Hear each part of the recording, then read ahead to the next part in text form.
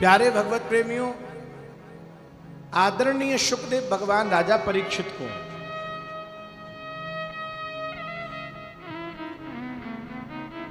सूर्य वंश की ओर लेकर के चल रही हैं। राजन,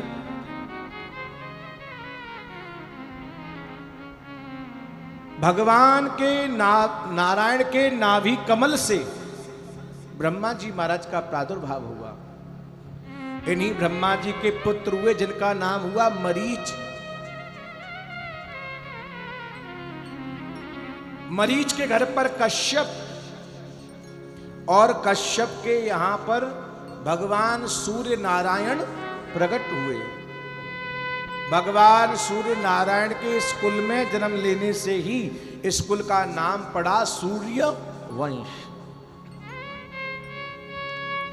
सूर्य के सत्यव्रत वैवस्वत मनु, उन्हीं के वंश में राजा हुए इक्ष्वाकु। इन्हीं इक्ष्वाकु के नाम से वंश का नाम परिवर्तन हुआ, नाम पड़ा इक्ष्वाकु वंश। इस वंश में नृग, सर्याति, दिष्टि, करुष, नरश्यंत, प्रवक्न और नाभाग। नाभाग के घर पर भगवान अम्बरीश का प्रादुर्भाव हुआ। कौन प्रकट होकर क्या है? अम्बरीश जी महाराज। और मैं आपको एक बड़ी सुंदर बात बताऊं, अम्बरीश जी द्वारका नाथ की अपने घर में सुंदर सेवा मनोरथ करते हैं।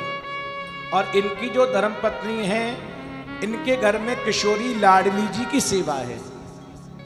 और इनके दोनों के अंदर में एक बड़ा कंपटीशन है, कौन भगवान को ज्यादा प्रेम करता है। इधर अम्बरीश भगवान को प्रेम करते हैं, उधर उनकी धर्मपत्नी किशोरी जी के प्रति निष्ठा जागृत करती है। और पत्नी की भगवान निष्ठा और प्रेम से किशोरी जी उनके आंगन में आकर के कक्ष में नृत्य करती हैं। महाराज, राजा अम्बरीश ने एक दिन अपनी पत्नी के कक्ष से घुंघरुओं की आवाज सुनी। सुनते ही जाकर के देखने लगा कि ये आवाज किसकी है। झरोके में से देखा, स्वामी जी रानी के साथ में नृत्य कर रही हैं और उनको बड़ा सुख प्रदान कर रही हैं। राजा ने अपनी पत्नी के पैर पकड़ ली। देवी, भगवान नाम निष्ठा में आप मुझसे भी आगे निकल चुकी हैं। किसी भी बात का अपने घर में आपको विवाद रखना है तो भगवान कैसे मिलें, इस बात का विवाद रखो। हम कैसे भगवान को पाएं, इस बात की शर्तें रखो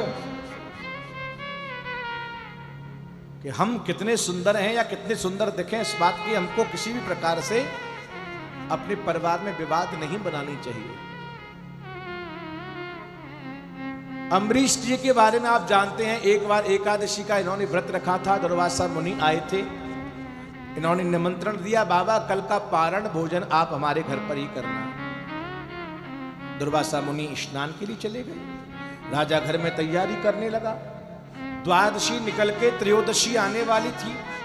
राजा के मन में चिंता हो गई, ब्राह्मण संत आए नहीं हैं और मैं व्रत का पारण नहीं करूंगा तो मेरा व्रत भंग हो जाएगा, क्या करूं। विद्वान महापुरुष आकर के बोले, राजा भगवान के चरणों को आप स्वीकार कर लो। भगवान को जो चरणामृत है उसको आप तुलसी के साथ में स्वीकार कर लोगे तो आपको व्रत खंडित होने का दोष नहीं लगेगा। राजा हाथ में चरणों तक लेकर के तुलसी लेकर के पीने जा ही रहा था। इतने में ही दुर्वासा मुनि आए, बोले, अरे मूर्ख, एक संत को निमंत्रण दे करके और तू यहां बैठ करके उस निमंत्रण की अवज्ञा कर रहा है। मैं तुझे अभी देखता हूं। महाराज अपने मंत्र से कृत्या नाम की राक्षसी को प्रकट कर दिया और ये कृत्या अम्बरीश जी को मारने के लिए दौड़ी। अम्बरीश ने हाथ जोड़ दिए, मैंने भक्त और भगवान में कोई अंतर समझा है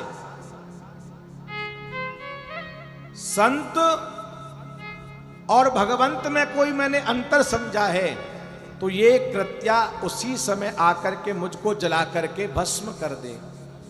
महाराज उसी समय अम्बरीश जी के पास में भगवान के दिव्य सुदर्शन प्रभु प्रकट हो गए और कृत्या को अपने तेज से जला करके नष्ट कर दिया। और वो सुदर्शन अब दुर्वासा जी को मारने के लिए दौड़े। दुर्वासा मारे मारे दौड़ रहे हैं। दौड़ते दौड़ते ब्रह्मा के लोक में आए। ब्रह्मा से प्रार्थना की कि आप हमारी रक्षा करें। ब्रह्मा जी बोले भैया हम रक्षा नहीं कर पाएंगे। दौड़ करके भगवान शंकर के लोक को आए। शंकर भगवान ने भी हाथ खड़े कर दिए, भैया जिसका ये यंत्र है वो ही तुम्हारी रक्षा करेंगे। दौड़ करके भगवान विष्णु के लोक को आए। भगवान विष्णु से प्रार्थना करी। भगवान विष्णु बोले हम भी आपकी रक्षा नहीं कर सकते। महाराज ये तो आपकी ही आज्ञा मानते हैं।